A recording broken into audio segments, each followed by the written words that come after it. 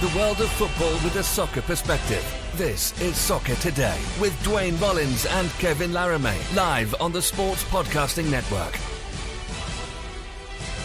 Good day, good night, and welcome to Soccer Today for Thursday, December 5th, 2019. And we got a very fascinating story for you this morning. The curious case of Bernio Verhagen, a story that's been making headlines around the world. And to talk about this story coming out of Denmark this morning, joining us, he writes for Off the Pitch, a great article a few weeks ago on the City Football Group, but joining us to talk about this crazy story from Denmark, Henrik Lonne. How you doing, Henrik, this morning? I'm good, thank you. I'm good. Henrik, good to talk to you. It seems like a long time ago that I tried to walk across Toronto and you rescued me by buying me a beer that turned into 6. So that was a long time ago, Henrik, when you lived in Canada briefly. But tell the listeners that aren't familiar with this story, just give them the TLDR of it. Well, what is happening here? Well, this is a bizarre case involving fraud, accusations of domestic violence and kidnapping, and a Dutchman claiming to be a professional footballer who seems to have tricked clubs in multiple countries. It's just bizarre because how do you trick? Obviously, there's a very serious component to this, and we don't want to dismiss this, but to keep it on a football level for now, how is it, Henrik, in your mind, that a Danish club, a professional club, can be tricked by someone that doesn't really have a professional background into offering him employment as a football player? How does that happen? Well, as with many of the dodgy things here in the soccer world, it comes down to agents. As it stands right now, we don't know if it's him or someone he works with, but someone has been impersonating agents from the Stella Group, the real agency who has clients such as Gareth Bale, and someone has been impersonating them and then reaching out to Viborg, the club, and basically saying to them that if you sign this guy, then you need to sign this guy. Then in the winter, then we need to pass him on to a Chinese club, and if you do that, then you'll earn some money, and we'll help you get better players in the future. And they basically decided that that offer was too good to refuse, knowing that they'd never offer him any minutes. This is not the first time that it happens, but this one is a quite public one and popular story. A false player that tried with many different clubs to get a contract, and then whatever story happens, sometimes they fake an injury and they can never play, or in this case they actually make it to training camp, and then the teams are looking at the player and they're wondering what the heck did they do, because this man does not know how to play soccer. How do you, because this is not an isolated case. I'm sure there is a few more across the world right now, fake football players. Is it as simple as making sure you scout your players before you sign them and not only taking a player's agent's word? Well, in this case, it's also a matter of doing a bit of research, because according to the fake agent, the club that they would move him on to was in the Chinese 3rd division. And if you actually look up the rules of the Chinese 3rd division, you're not allowed to have foreign players. So with the bare minimum of research, then you would have known that, okay, something is wrong here. But in modern soccer, China has become a synonym for easy money, and apparently they didn't have to pay him a salary, which again makes it even weirder why also he was interested to be attached to the club. So there's a lot of still unanswered questions here, but if it seems like the club just sprung on it uncritically, And had they talked to just a few people in their network, they could have probably debunked it quite quickly. Yeah, when a story seems too good to be true, usually, well, it is. It is not true. In this case, Stellar Group, you mentioned, it is a big agency in Europe for big footballers, but also cricket players, esports athletes, track and field athletes, and rugby athletes. And it's a big agency with one of the best agent in the world of football with that agency. So the carrot at the end of the stick saying, look, if you work with us, if the impersonator we're talking here, so there's a few people involved for sure, not only Bernio Verhagen, the player, which is he even Dutch? We don't know. That's the whole story. We have no idea. And that's the curious case for me. It is so weird. But to go back to this case, Henrik, I do feel like there's more to this, and I hope they turn this into a movie. But can you put the context of the club a bit more? Because a club with a scouting department, this would never happen. So can you tell us a bit more about Vinborg as a club? Well, they were bigger in the 90s and the early 2000s. But since then, they've been a quite permanent fixture in the Danish second tier. Always quite ambitious, and for a club in the second tier, well-resourced. But still in the Danish second tier, there's not so much a scouting department. There might be someone with the title of scout that might also be doing other things, and then there is the sporting director. And this guy, Jasper Fredberg, is actually quite well connected. He used to work both in Cyprus and in Greece.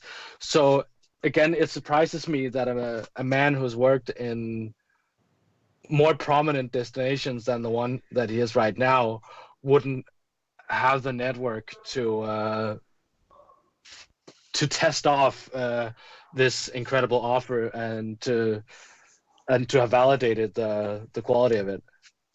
Henrik, I'm wondering what the reaction in Denmark has been to this case, particularly locally around this club. Are people angry at the club? Are people angry at the player? Do people think that there needs to be some kind of changes made to prevent this from happening in the future? Basically, the club is considered a laughingstock, and I think also there hasn't really been much talk about like regulation or anything, and I think just the sheer ridicule involved in this case is punishment enough. But also on a professional note, I would fear if, in the case of the club that it does tarnish their reputation as a valid negotiation partner when it comes to trading players. Yeah, I would wonder that as well. All right, this is a bizarre case that has some dark undersides to it. So if you want to learn more, folks, I encourage you to go out there and read this. But let's turn our attention to more positive stuff. And you obviously based there. Tell us a little bit about the Danish season so far. What are the stories been in the Danish league this year, the Superliga? Well, first of all, it's been the FC Copenhagen hasn't been as strong as people expected. They made quite a few big signings over the past transfer windows, but none of them have really panned out this fall. So instead, we're seeing FC Midtjylland, who are partnered with Brentford in the Championship, who are doing really well. That's also the club of Manchester James, Canadian national team player. And though in this season he's only had, I think, 2 games in the league and 1 in the cup. So, but it's also a quite strong defense for him. So there's still chances that he, if they sell some players in the next 2 transfer windows, that he might get a chance, because while he has been in Denmark, he has gotten quite good reviews. Henrik, before we say goodbye for today, where can the listeners find your work? It's primarily on offthepitch.com, but always also check my Twitter account. That's HenrikLonne, Henrik Lonne, and there I'll always keep my work posted. Thank you very much for your time today and for your insight in this very weird story this morning. And hopefully next time we talk is for a bit more positive reasons than a fraudster in the world of football. Thank you, Henrik, for your time today. Thank you. Have a nice day. And we'll be right back after this short break. You are listening to Soccer Today. Follow us on Twitter at Soccer Today SPN and like our Facebook page, facebook.com/Sports Podcasting Network.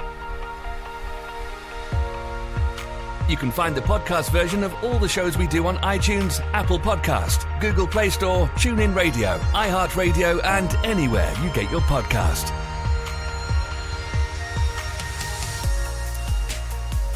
And we're back on Soccer Today. Before we continue, make sure you take advantage of our special offer until tomorrow only. Every $5 member of our Patreon page will get access to the SPN documentary, which we are working on behind the scenes right now. I'm actually doing a lot of research over the last couple of weeks on the 2000 Gold Cup. First documentary will be out before Christmas, probably around the 23rd, to give you something to listen to for the SPN documentary tier, which will be talking about the 2000 Gold Cup, and that will be a great time. But until tomorrow, every $5 tier member will get access to the $10 tier for 6 months. Quite an opportunity here for you to get your money's worth. And even the $2 tier this week, Tristan Borges was on the show 2 days ago, so make sure you listen to our premium podcast feed available at patreon.com/sports podcasting network. Before we go forward, Duane, I want to talk about Bernio a little more. This story is quite, in French we would say rocambolesque. This is quite an epic weird story. Yeah, again, for a third time, I'll say that there's an accusation of kidnapping involved in here as well.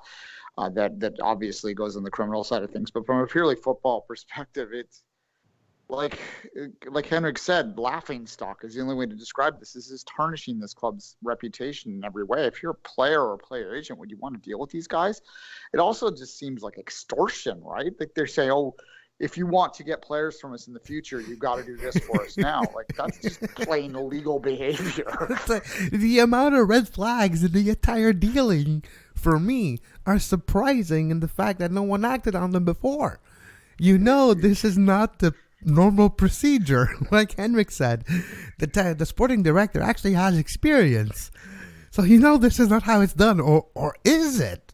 So that's the question. Could this be more widespread than we think?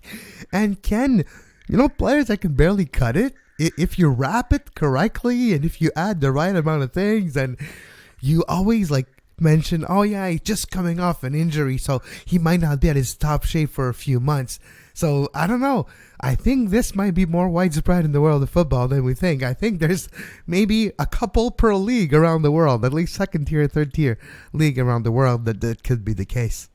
I mean, look, there are some folks in this city to this day that believe that in TFC circles there's an infamous signing of a pair of quote-unquote the Gambians.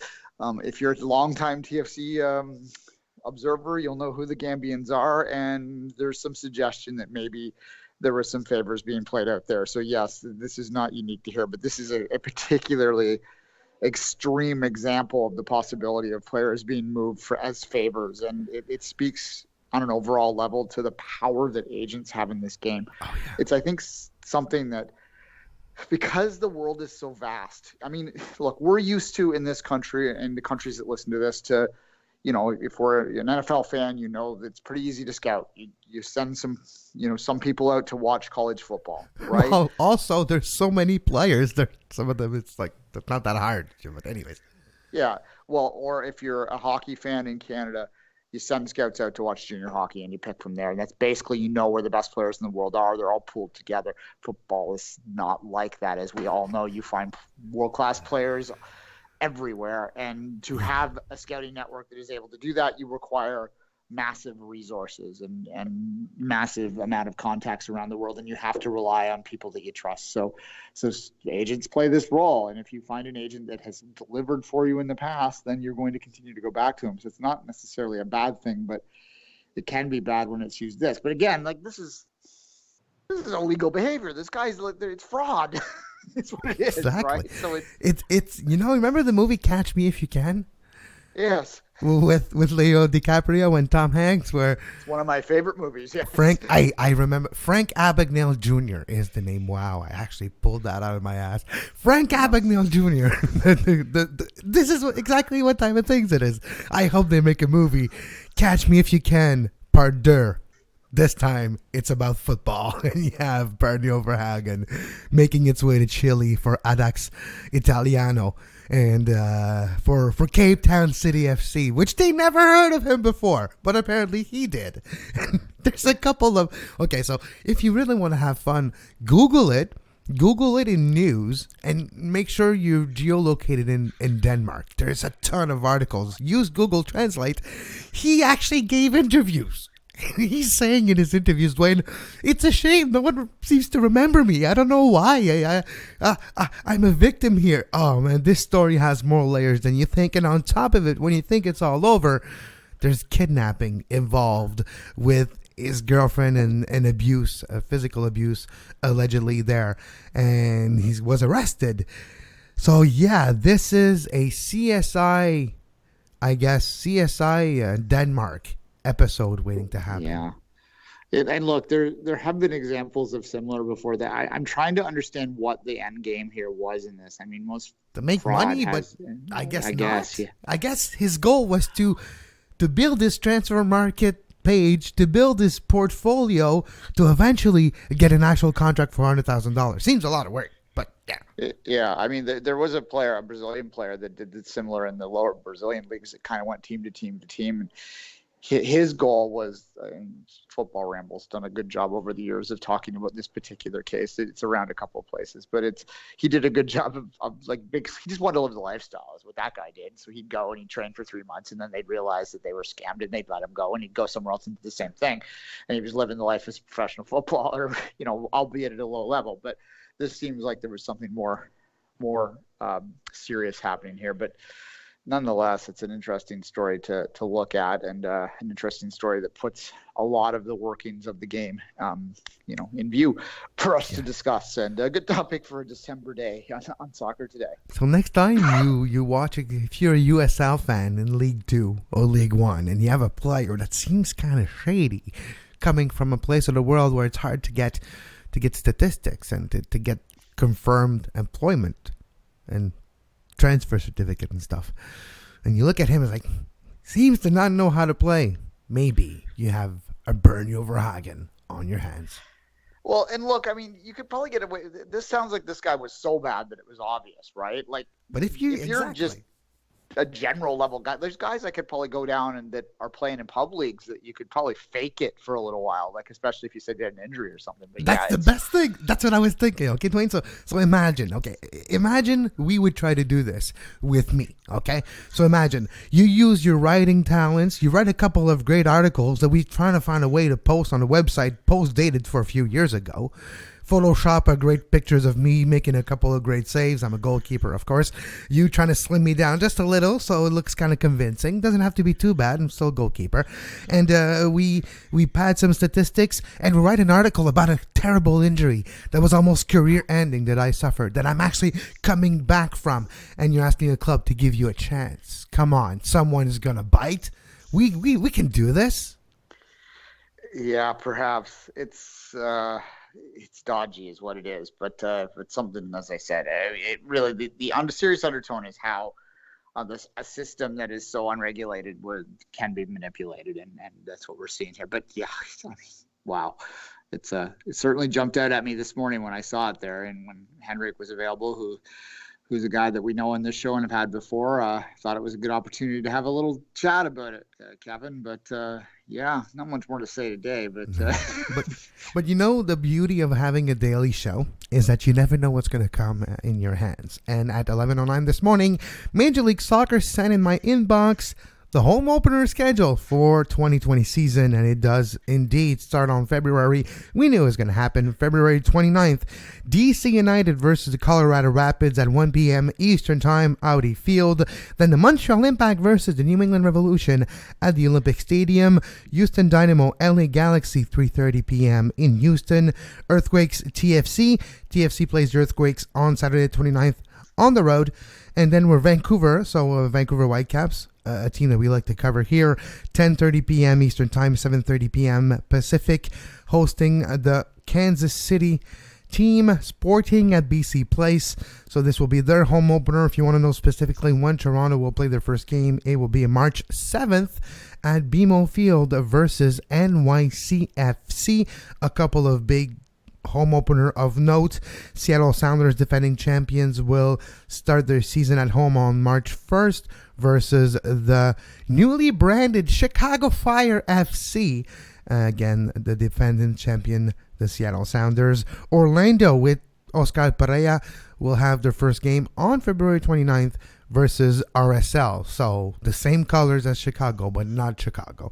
We're going to have to be careful. I hope the jerseys are different because it could be very confusing when they face each other. But I do think that it's interesting to have, again, take a shot. You should have a drinking game. Every time I say interesting, you should take a shot. You would get smashed during this show. But Montreal Impact on February 29th at home, Vancouver as well, and Toronto FC on March 7th versus NYCFC. Yeah, there's a few.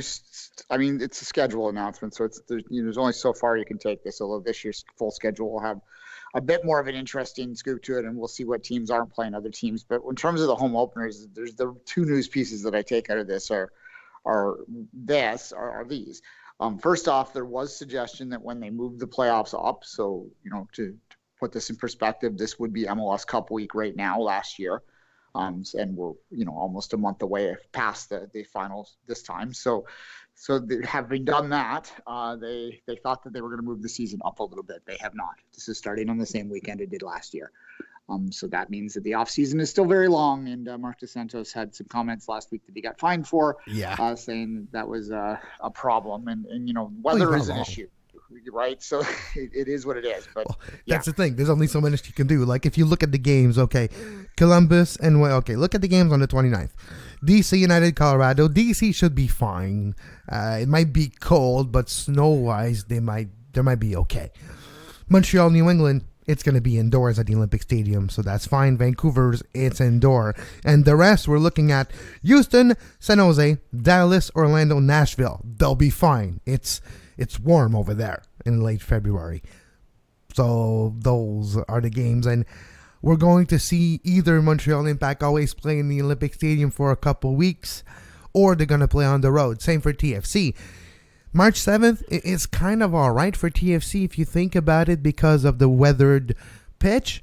But for the fans, it's going to be quite a cold day at the office. And for the players too. So I was going to say that's the latest start TFC's had at home in the last 3 years, but that's been CCL related for the most part. Early March is not great. It's not unlivable though. It's for those outside. I know if you right now.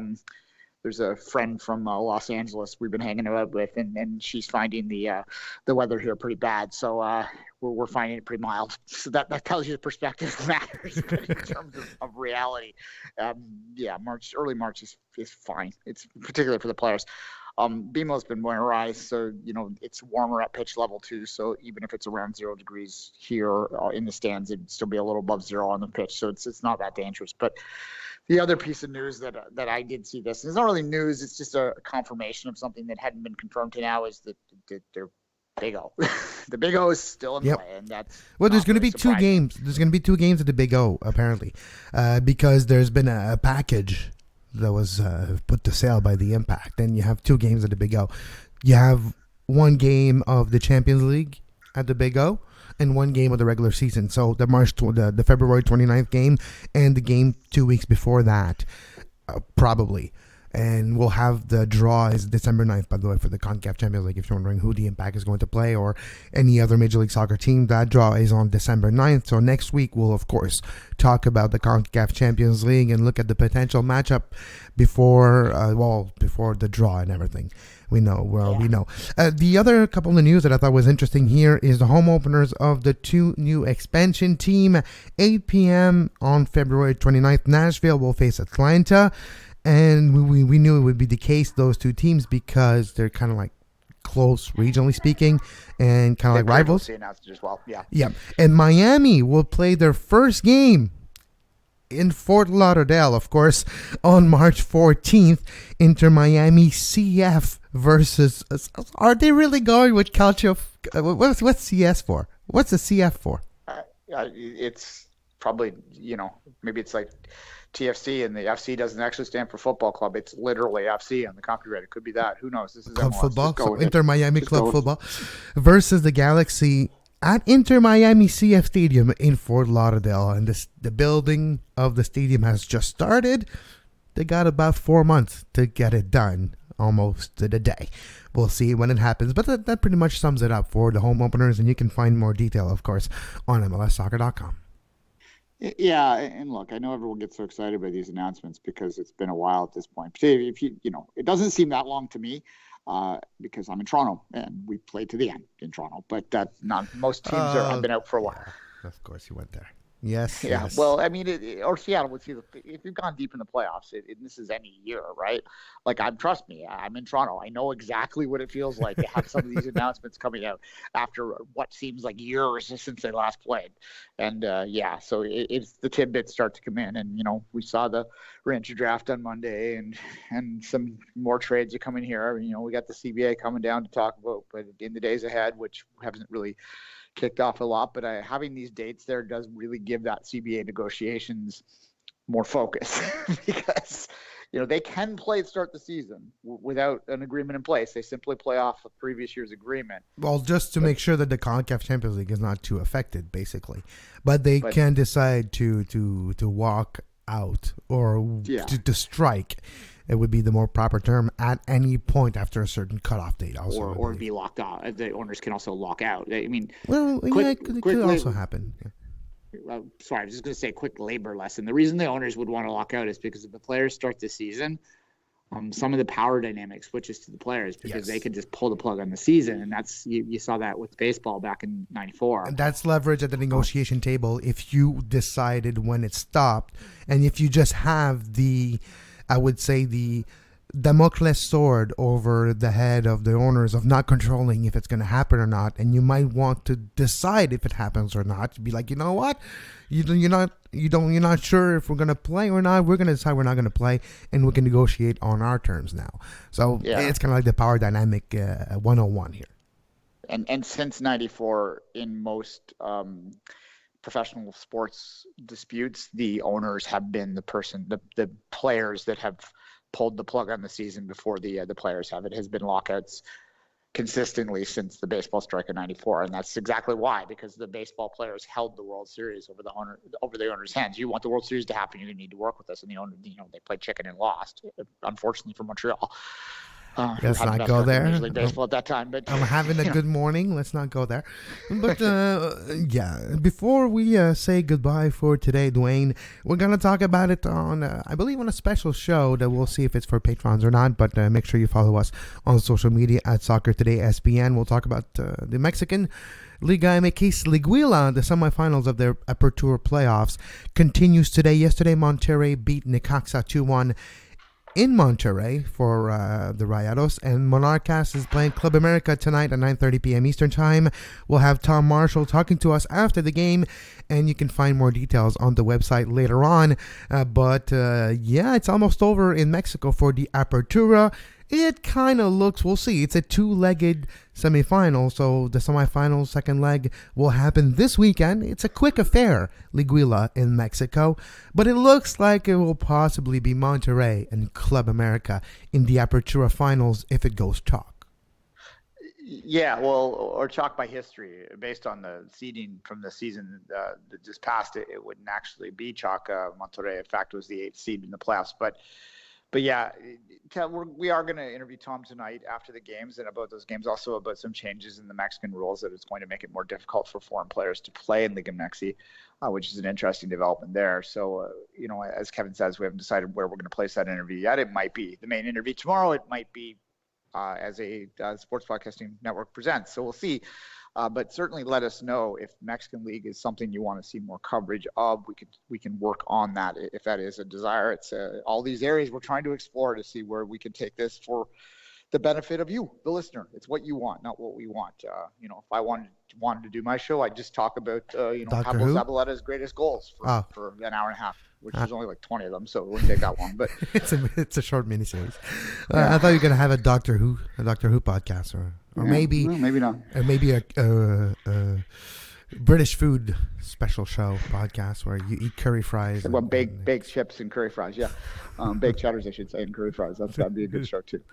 Yeah. Now I'm hungry once again. Well, it's almost lunchtime, so maybe that's the reason why I'm hungry. On that note, make sure you follow Duane on social media at 24th Minute, myself at Kev Laramee, and this show at Soccer Today SPN. Make sure you take advantage of this special offer until tomorrow. Patreon.com/Sports Network. $2 a month will give you access to the Two Solitude Soccer Podcast, one show a week. And this week, Tristan Borges of Forge FC joins us to talk about the beautiful game in Hamilton, his exploits this year, and also his championship run with Forge FC. On the SPN Extra tier, you'll find 5 Rings Extra, where Duane and I have a mini-series going on the 1976 Olympics. You'll find breaking news audio and more premium podcasts on the $5 Extra tier. And if you sign all the way to tomorrow, so you have 24 hours left, if you sign up for the $5 tier, you get the $10 tier, for 6 months included in your pledge. And the documentary tier will start just before Christmas with a documentary on the 2000 Gold Cup, great interviews, and also a great game reports on weird happenings in the lead up to the Gold Cup, also in 2000, a great tournament, and we'll talk about it more on the documentary tier before Christmas. But on that note, until tomorrow, as always, for Duane Rollins, I'm Kevin Laramee. Have a great soccer. You can find the podcast version of all the shows we do on iTunes, Apple Podcast, Google Play Store, TuneIn Radio, iHeartRadio, and anywhere you get your podcast.